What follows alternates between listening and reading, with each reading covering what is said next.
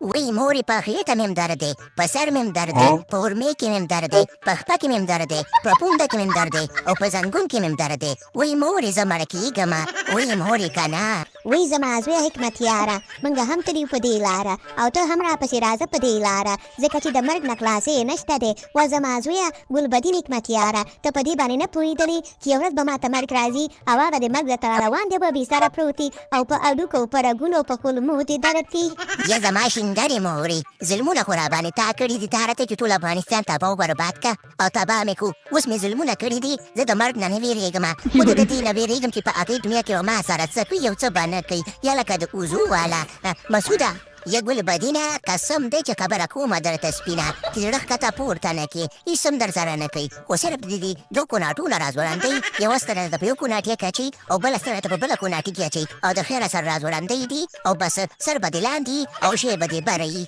وایي زما د دې زامنو به څه کېږي. وایي زما زویه ګلبدینه، او خبره درته کومه سپینه چې پلار دې ډېر منافق و، ته هم منافق یې، او مور خو داسې نه م شینګړوله دا بېنظیره چې بس په تاسو ظلمونه کول دا ټوله ګناه زمونږه ده. وایي که نه مشرفه، موږ سره به اخر څه کوي او څه به نه کوي، ته خو لږ دعا وکړې د خیره سره که چېرته زما دا زامن خدای پاک وبخي. یا ضیاالحقه، ژوند دې ټول تېر کړو په ناحقه، زمونږ په خپله په ژوند کې تللی دی او ټول ژوند مې په غولو کې تېر کړی دی، په غولو کې بس د خیره سره مرګ غواړم او مرګ راله نه راځي. یا ضیاالحقه، ژوند دې ټول تېر کړی دی په ناحقه که نه. یا زما شینګرې مورې، په دې دنیا کې خو دې 9 میاشتې په خېټه وګرځوم او به داسې چل دی چې ډېر سختي دې په ځان تېرې کړي او زه دې راغټ کړم او ظلمونه دې م راباندې وکړه او به د خیره سره په هغې دنیا کې هم لږې سختې په ځان تېرې کړه او زما دا سزا چې ده که نه په ځان باندې واخله. یا زما شینګرې مورې. یا ګلبدینه حکمتیاره، پوښتنه وکړه د دې خپل پلاره چې ما خپله دومره ظلمونه کړي دي او دومره جرمونه مې کړي دي چې باید د خیره سره په هغې دنیا کې زه ستا ذمهواري نشم اخیستلی،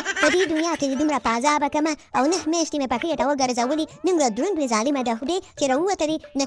د بدن د غوښو نه د هډوکو نه غول در کې ډېر زیات و.